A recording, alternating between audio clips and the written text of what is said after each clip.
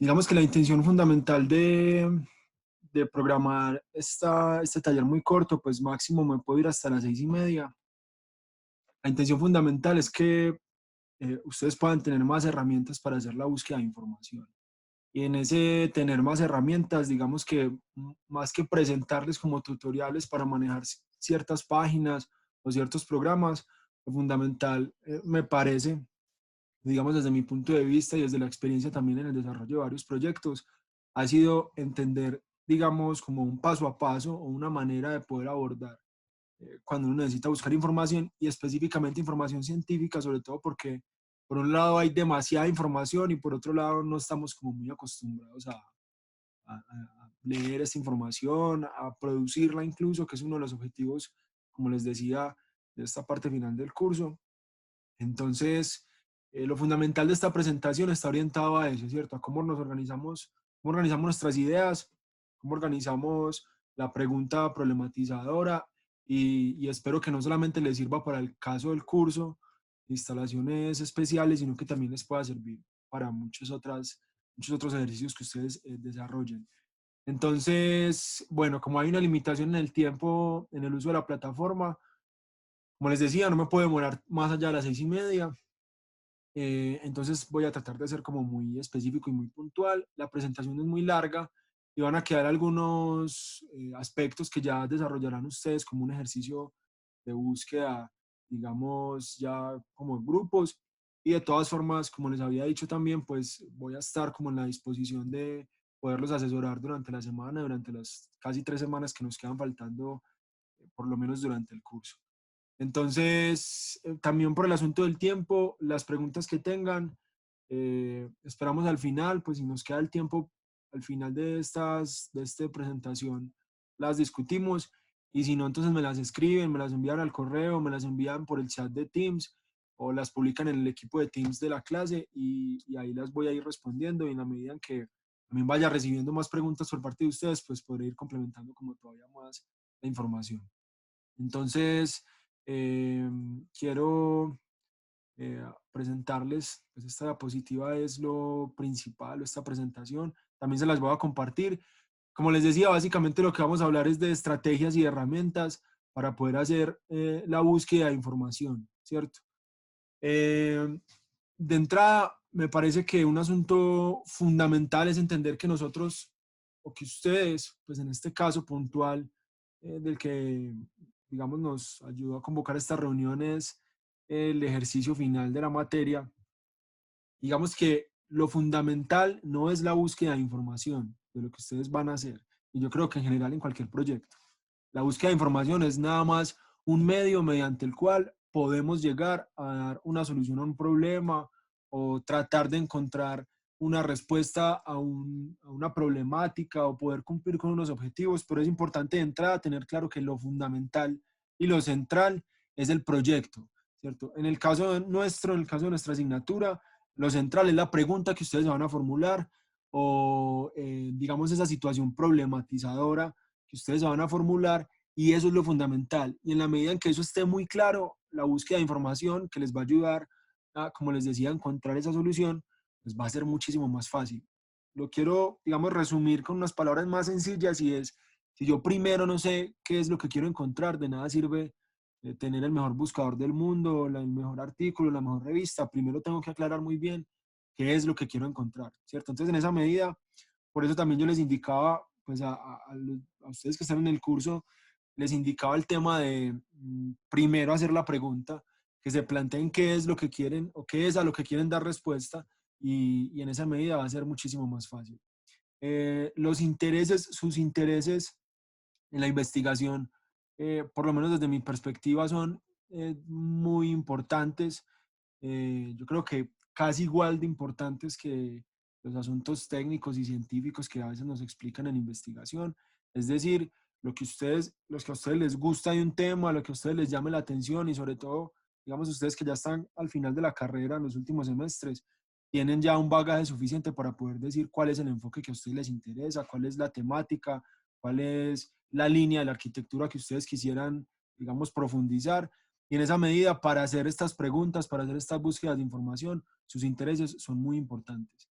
Y vamos a hablar sobre esto que tengo acá, que es la unidad de análisis, que digamos es el, ahora sí, puntualmente para hacer la búsqueda de información, digamos como el primer paso que creo que nos puede ayudar a optimizar mucho el tiempo. Básicamente, lo que les voy a presentar tiene la intención de optimizar el tiempo, es decir, que no gastemos mucho tiempo, que no invirtamos mucho tiempo en las bases de datos, o por lo menos no más del necesario. Entonces, cuando yo decía aquí anteriormente unidad de análisis, normalmente nos referimos con ese término a unos límites que nosotros le establecemos a los proyectos. Los límites pueden ser tan amplios como los intereses de cada uno. Sin embargo, en investigación, normalmente hay unos tipos de límites que son los más comunes. Incluso las páginas nos van a orientar a que tengamos estas limitaciones. Entonces, les voy a, pues aquí puse algunos ejemplos, pero básicamente a lo que los quiero como invitar a pensar con esta diapositiva es a que antes de que se vayan a una página web, antes de que se vayan a una revista, a un buscador, que también lo vamos a ver cuáles son los más, o los recomendados y a los que la universidad nos da acceso. Antes de hacer eso, primero háganse este tipo de preguntas, ¿cierto? Obviamente, ¿cuál es su problema? ¿Cuál es el objetivo central de su proyecto? Traten de aclarar inicialmente cuál es el marco conceptual y ahí empieza a tomar valor el tema de los intereses que les decía. ¿Por qué? Porque, por ejemplo, para quien estudie la percepción del espacio, van a encontrar seguramente diferentes escuelas y cada escuela tiene un enfoque particular mediante el cual estudia la percepción del espacio.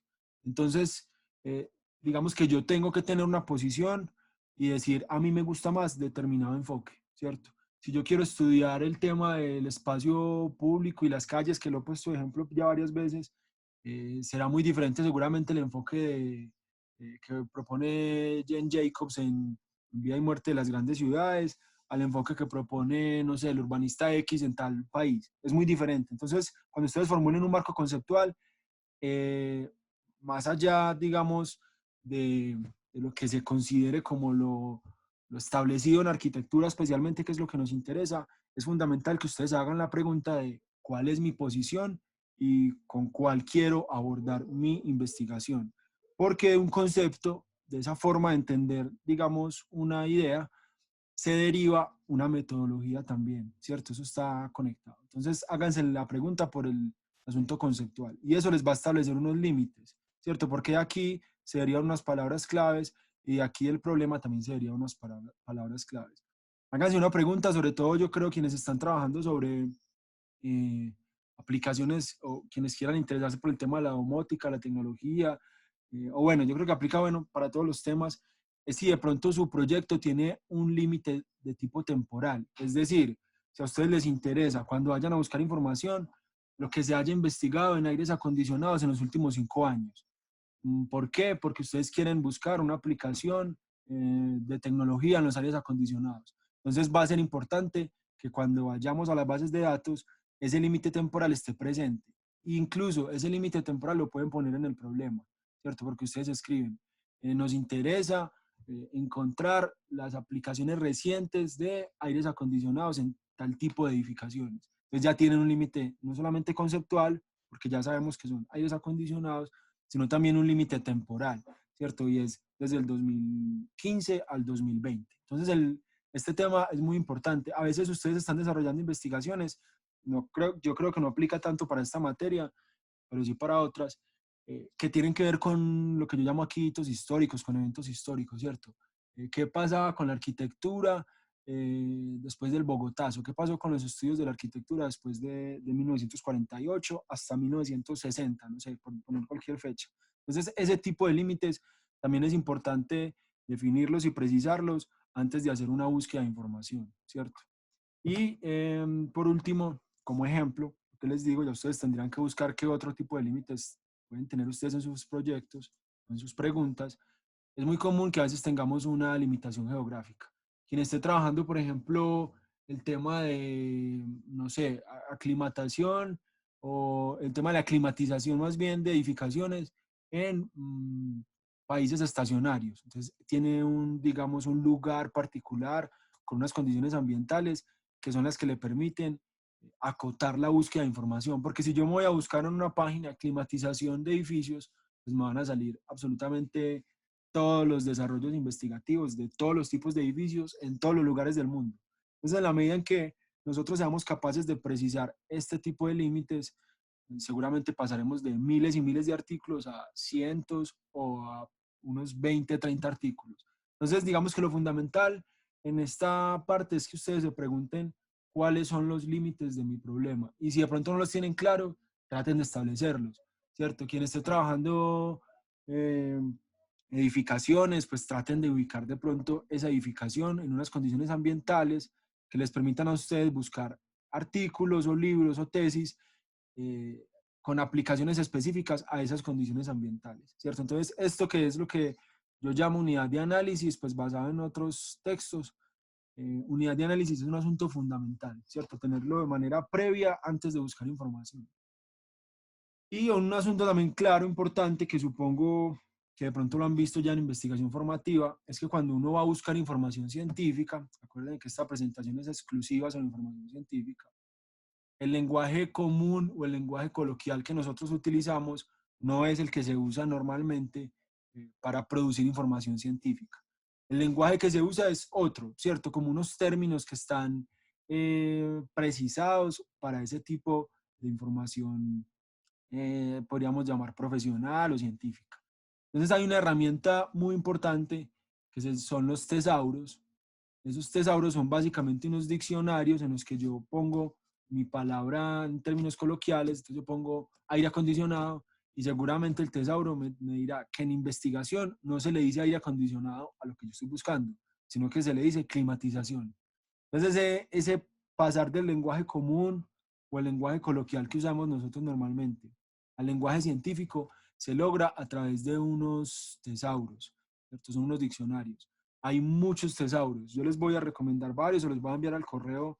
Están incluidos dentro del formato del artículo. Quienes de pronto no han ingresado al equipo, en el chat del equipo ya pueden encontrar las plantillas de los artículos y ahí hay varios listados de tesauros. Entonces es importante que sepamos eso para hacer la búsqueda. Ahora, si de pronto uno no está muy, digamos, habituado a buscar información de este tipo científica, una forma interesante sería primero entrar con las palabras comunes y buscar con las palabras comunes y mirar en las palabras clave de los artículos. Ahorita miramos, si me da el tiempo, cómo es ese tema de las palabras clave con detalle, mirar cómo otros investigadores definen los conceptos, ¿cierto? Entonces, mirar ejemplos.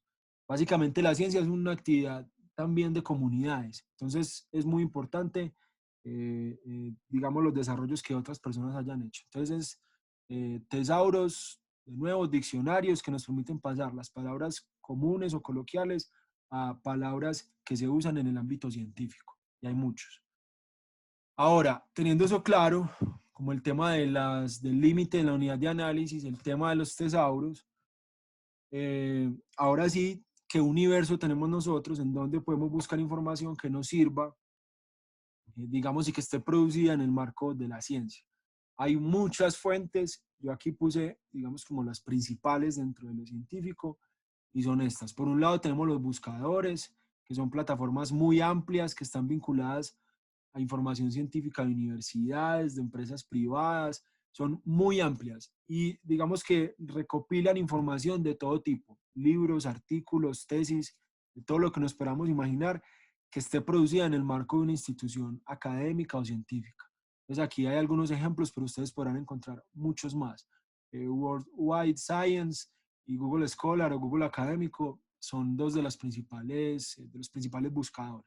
Entonces, son muy útiles cuando, digamos, apenas estamos entrando a mirar artículos, a mirar investigadores clave en cierta temática, a mirar cómo definen ciertos conceptos en la investigación.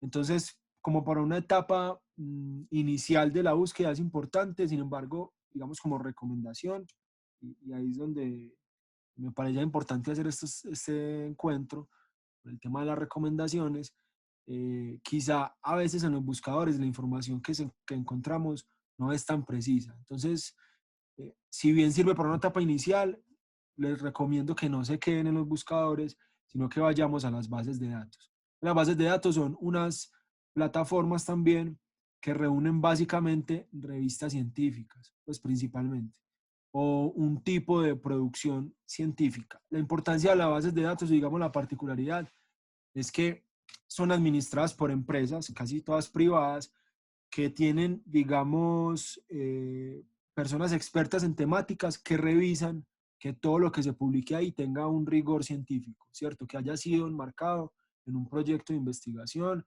que sean verdaderos aportes pues a la ciencia y en esa medida la información que yo encuentro en una base de datos es muchísimo más confiable, pues si creemos en la ciencia como algo confiable, es muchísimo más confiable que lo que encontramos en muchas otras páginas, como las comunes de Google, porque esas páginas las modifica cualquier persona y quedan ya visibles y publicadas. Pero para que un artículo o un libro esté publicado en una base de datos, lo tiene que escribir cualquier persona, pero tiene que pasar por una revisión, ¿cierto? Entonces, por eso las bases de datos, desde mi punto de vista, digamos que son muchísimo más útiles cuando queremos hacer trabajos académicos. Entonces, aquí les puse algunas, pero las bases de datos son muchísimas y ya para terminar la presentación en las próximas diapositivas, vamos a ver como las principales que nos ofrece la universidad. Estas dos que tengo acá son en español, sin embargo, muchísima información científica, yo diría que la gran mayoría es producida en inglés. Esta, por ejemplo, es una base de datos que se publica en inglés especialmente. Entonces, digamos, si queremos encontrar información asociada a edificios, arquitectura, aplicaciones investigativas en arquitectura, en nuestro contexto, muy posiblemente en estas bases de datos en Cielo, en Redalic, podremos encontrar información porque son bases de datos centralizadas en Latinoamérica. Pero esta base de datos es mundial, Science Direct, entonces podremos encontrar información muchísimo más amplia, sin embargo es en inglés, entonces hay que también como adecuarnos al tema del idioma. Como les decía, las revistas están normalmente agrupadas en bases de datos y una revista es básicamente una publicación periódica. Ya cada editor de revista, es decir, como cada dueño de la revista, decide cada cuánto la quiere publicar, una vez al año, cada 6 meses o cada 3 meses. Y esa publicación periódica lo que hace es recopilar información científica producida en el marco de proyectos de investigación o de reflexión eh, por temáticas, ¿cierto? Entonces, las bases de datos, hay bases de datos que son multidisciplinares, es decir, que agrupan información de muchas disciplinas, o hay bases de datos disciplinares, ¿cierto? Bases de datos que solamente se centran en ciertas disciplinas. Las revistas son, todas, diría yo, son disciplinares, es decir, hay revistas especializadas en arquitectura, revistas especializadas en materiales de construcción, especializadas en medicina, en fin. Aquí puse imágenes de algunas que son de arquitectura o de construcción, ¿cierto? Revista INVI de Chile es de construcción, revista de arquitectura de la Universidad Católica de Bogotá es de arquitectura, diseño arquitectónico y esto es de estudios urbanos, que es la revista Procesos Urbanos. Entonces en la revista normalmente se recogen artículos. Los artículos son como una publicación, que podríamos llamarla como la publicación mínima del mundo científico, en el que los investigadores pueden decir qué están investigando y qué han encontrado hasta el momento, o qué encontraron en una investigación que ya terminó, o a veces hay revistas que publican artículos de reflexión, y los artículos de reflexión es cuando invitan a personas expertas con mucha experiencia en un tema a que cuenten su opinión sobre una temática determinada. Entonces, los artículos son importantes. Yo diría que para el ejercicio de nosotros, de pronto la principal fuente serían artículos y tesis. Hay bases de datos que también agrupan tesis de grado, de pregrado, de posgrado, pero yo creo que por ahí estamos como ubicados. Para ya ir cerrando, quería como compartir este tema de las ecuaciones de búsqueda, y es porque cuando ustedes tienen, digamos, a poner un ejemplo cualquiera, dos conceptos, pero pueden ser dos, tres, cuatro, los que ustedes quieran, estas tres palabras o estas tres uniones son muy importantes porque también nos ayudan a ahorrar tiempo. Si yo vinculo el concepto 1 con el concepto 2 a través de este conector AND, y esto funciona para cualquier buscador, incluso para Google. Si ustedes ponen, digamos, arquitectura y bioclimática, entonces arquitectura and bioclimática, el buscador o la base de datos o la revista me va a buscar todos los artículos que tengan obligatoriamente esos dos términos, arquitectura y bioclimática. Pero si en cambio estoy desarrollando una investigación en la que me interesa que encontrar información o sobre arquitectura en Colombia o sobre arquitectura en Ecuador, digamos que este es el concepto 1 y este es el concepto 2. Entonces, la base de datos me va a tirar resultados de proyectos que tengan o solamente información de arquitectura en Colombia o solamente información de arquitectura en Ecuador o artículos que tengan relacionados los dos conceptos, pues en este caso arquitectura en Colombia, arquitectura en Ecuador. Entonces este vínculo OR lo que hace es que me busque este concepto, este otro o artículos donde estén los dos, ¿cierto? Entonces es un poquito más amplio. Y este otro conector NOT lo que hace es excluir, ¿cierto? Si yo digo, búsqueme arquitectura latinoamericana, concepto 1, NOT, arquitectura colombiana, es decir, búsqueme todos los artículos que me hablen de arquitectura en Latinoamérica, pero no me interesa la arquitectura en Colombia. Entonces este conector es muy importante porque nos ayuda a excluir, ¿cierto? Entonces, por ejemplo, si ustedes quisieran encontrar artículos que les hablen de aplicación de ascensores, pero no de ascensores hidráulicos. Entonces uno pondría como ascensores en edificios, not ascensores hidráulicos. Entonces me busca toda la información de ascensores, pero no los que son ascensores hidráulicos. Entonces ahora sí, para resumir, me parece importante, yo les puse como estas ideas para tener en cuenta antes de ir a buscar información. Primero, el tema de la ecuación de búsqueda. Entonces, la ecuación de búsqueda se compone de esta unidad de análisis, ¿cierto? Los límites temporales, y se compone de estos conectores, AND, OR o NOT. Entonces, tener la ecuación de búsqueda limita, digamos, el tiempo, ¿cierto? Lo que yo les decía. Si yo tengo claro que voy a buscar y lo conecto adecuadamente, seguramente, digamos, el resultado más posible es que no voy a tener demasiados artículos y va a ser más fácil, digamos, leer los resultados.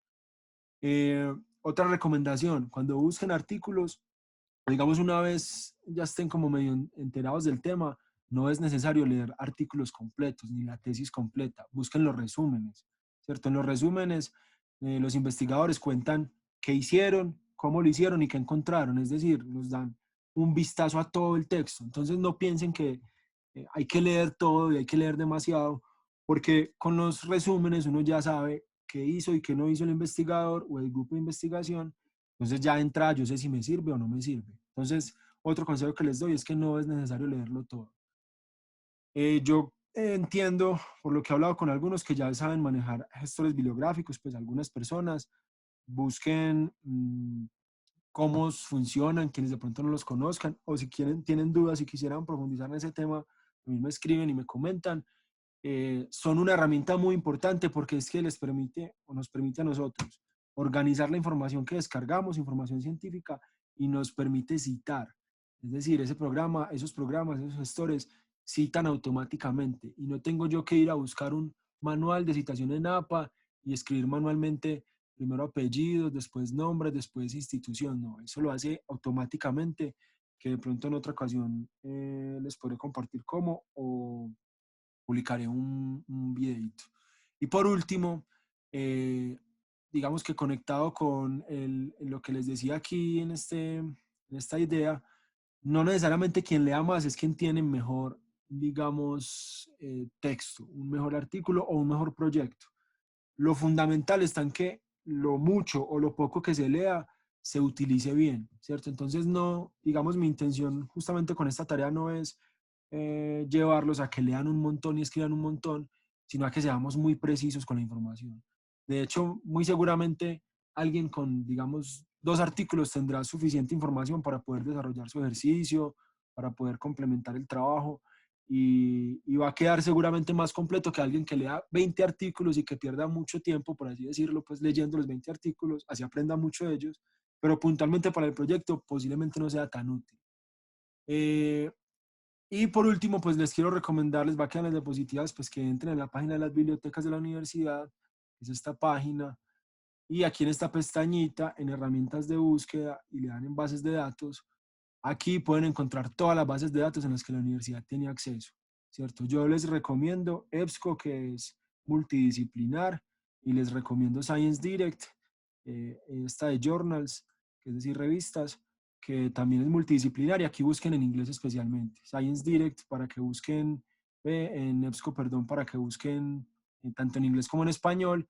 Y si siguen descendiendo, digamos, en esta página, pueden encontrar otras recomendaciones que nos tiene la universidad, de Google Scholar, bueno, Redalix, Cielo, lo que les decía ahorita, para que busquen.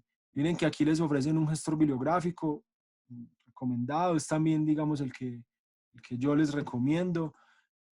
Aquí la universidad les ofrece la posibilidad de tener incluso tutoriales, eh, de crear la cuenta directamente, descargarlo. Busquen este funcionamiento de este programa, es muy sencillo y como les digo, quienes tengan de pronto preguntas con respecto a este programa específicamente, que es el que les permite citar y organizar información, digamos que estoy como en toda la disposición. Entonces, digamos que el ejercicio es ese, accedan a bases de datos, busquen, también orienten muy bien su investigación, háganse esas preguntas y traten de tener presente siempre este último esquemita, y es que, eh, digamos, tengan muy claro para qué están leyendo lo que están leyendo. Es decir, si yo necesito darle una solución o una posible respuesta a una pregunta particular, si busco un artículo, es porque sé que ese artículo me va a servir, ¿cierto? En este caso, para este proyecto, lo que estamos haciendo, leer por leer, todavía no nos es muy útil. Leer por leer nos puede servir luego para formular otras ideas. Para este caso, cuando descarguen algo, léanlo y sepan organizarlo de algo similar como lo que tengo acá, digamos, para que sepan a qué les está sirviendo, ¿cierto? Entonces yo sé que este libro o este capítulo de este libro me está ayudando a responder la instalación del pasamanos de tal cosa, listo. Yo sé que el artículo este que se llama de tal forma me está ayudando a resolver tal eh, aspecto no sé, de climatización, y lo tengo organizado. Entonces este orden es importante y es el que les puede ayudar a hacer además Mendeley, que es el gestor bibliográfico. Entonces es importante tener como claro y que no se llenen de artículos, no se llenen de libros si no saben para qué les va a servir, ¿cierto? Entonces antes de descargarlos, de acceder a ellos, pues traten de armarse un esquemita en el que identifiquen específicamente a qué quieren dar respuesta.